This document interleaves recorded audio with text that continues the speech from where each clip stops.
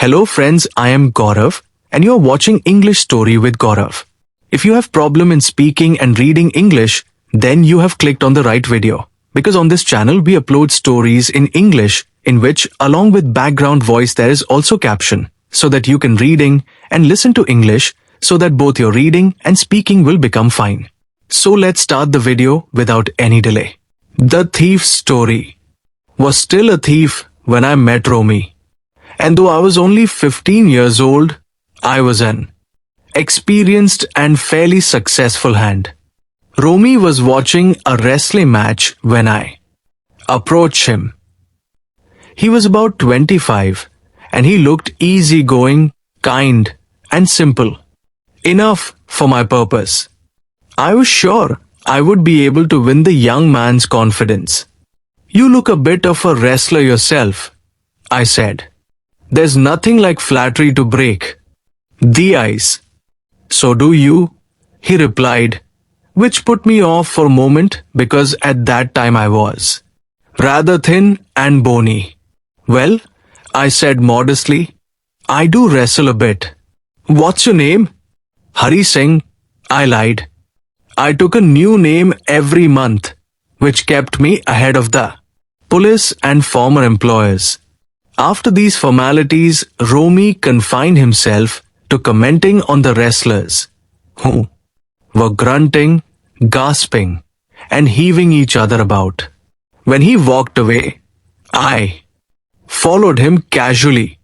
Hello again, he said. I gave him my most appealing smile. I want to work for you, I said. But I can't pay you anything. Not for some time, anyway. I thought that over for a minute. Perhaps I had misjudged my man. Can you feed me? I asked. Can you cook? I can cook. I lied again. If you can cook, then maybe I can feed you. He took me to his room over the deli sweet shop and told me I could sleep on the balcony. But the meal I cooked that night must have been terrible because Romi gave it to a stray dog and told me to be off. But I just hung around, smiling in my most appealing way, and he couldn't help laughing. Later, he said never mind. He'd teach me to cook. He also taught me to write my name and said he would soon teach me to write whole sentences and to add figures. I was grateful. I knew that once I could write like an educated person, there would be no limit to what I could achieve. It was quite pleasant working for Romi. I made tea in the morning and then took my time buying the day's supplies, usually making a profit of 2 or 3 rupees. I think he knew I made a little money this way, but he didn't seem to mind. Romi made money by fits and starts. He would borrow 1 week, lend the next. He kept worrying about his next check. But as soon as it arrived, he would go out and celebrate. He wrote for the Delhi and Bombay magazines. A strange way to make a living. One evening he came home with a small bundle of notes, saying he had just sold a book to a publisher. That night I saw him put the money in an envelope and tuck it under the mattress. I had been working for Romi for almost a month and, apart from cheating on the shopping, had not done anything big in my real line of work. I had every opportunity for doing so. I could come and go as I pleased, and Romi was the most trusting person I had ever met. That was why it was so difficult to rob him. It was easy for me to rob a greedy man, but robbing a nice man could be a problem. And if he doesn't notice he's being robbed, then all the spice goes out of the undertaking. Well, it's time I got down to some real work, I told myself. If I don't take the money, he'll only waste it on his so-called friends. After all, he doesn't even give me a salary. Romi was sleeping peacefully. A beam of moonlight reached over the balcony and fell on his bed. I sat on the floor, considering the situation. If I took the money, I could catch the 10-minute express to Lucknow. Slipping out of my blanket, I crept over to the bed. My hand slid under the mattress, searching for the notes. When I found the packet, I drew it out without a sound. Romi sighed in his sleep and turned on his side. Startled, I moved quickly out of the room. Once on the road, I began to run. I had the money stuffed into a vest pocket under my shirt. When I'd gotten some distance from Romi's place, I slowed to a walk and, taking the envelope from my pocket, counted the money. 700 rupees in 50s. I could live like a prince for a week or two. When I reached the station, I did not stop at the ticket office. I had never bought a ticket in my life, but dashed straight onto the platform.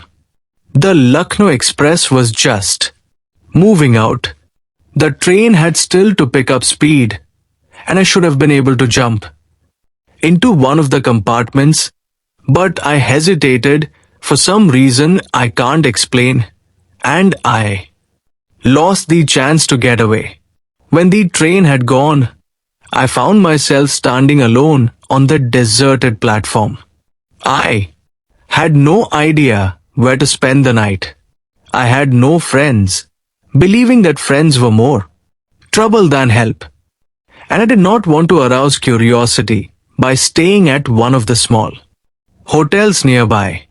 The only person I knew really well was the man I had robbed. Leaving the station, I walked slowly through the bazaar. In my short career, I had made a study of people's faces after they had discovered the loss of their valuables. The greedy showed panic, the rich showed anger, the poor resignation. But I knew that Romi's face when he discovered the theft would show only a touch of sadness, not for the loss of money, but for the loss of trust. The night was chilly. November nights can be cold in northern India, and a shower of rain added to my discomfort.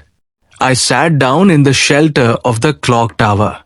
A few beggars and vagrants lay beside me, rolled up tight in their blankets. The clock showed midnight. I felt for the notes. They were soaked through. Romi's money. In the morning, he would probably have given me 5 rupees to go to the movies, but now I had it all. No more cooking meals, running to the bazaar, or learning to write sentences. Sentences. I had forgotten about them in the excitement of the theft. Writing complete. Sentences I knew could one day bring me more than a few hundred rupees. It was a simple matter to steal, but to be a really big man, a clever and respected man, was something else. I should go back to Romi, I told myself, if only to learn to read and write. I hurried back to the room feeling very nervous, for it is much easier to steal something than to return it undetected. I opened the door quietly, then stood in the doorway in clouded moonlight. Romi was still asleep. I crept to the head of the bed, and my hand came up with the packet of notes. I felt his breath on my hand. I remained still for a few moments.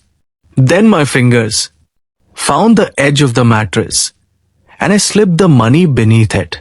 I awoke late the next morning to find that Romi had already made the tea. He stretched out a hand to me.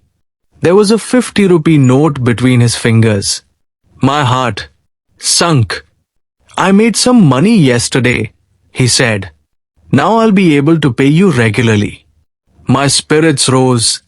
But when I took the note, I noticed that it was still wet from the night's rain.